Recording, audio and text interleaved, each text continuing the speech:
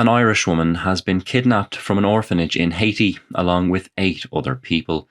The woman is understood to be Gena Heraty, an Irish missionary from Westport, County Mayo, who has been living in the country since 1993, where she runs an orphanage of around 270 children in the capital, Port-au-Prince.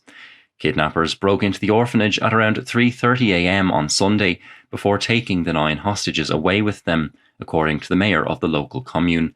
Humanitarian organisation Our Little Brothers and Sisters, which operates the orphanage, has confirmed that Miss Heraty is among the group kidnapped, which includes a 3-year-old child and 7 staff.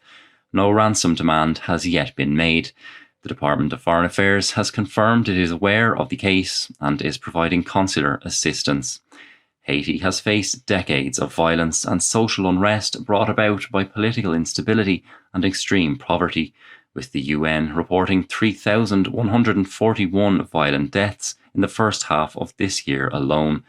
The country, 1/3 the size of Ireland and with a population of nearly 12 million people, is almost completely controlled by gangs. Kidnappings of foreign missionaries in Haiti is not new. In 2021, kidnappers took 2 French priests hostage but later released them, while 6 months later, the same group kidnapped 17 American and Canadian missionaries.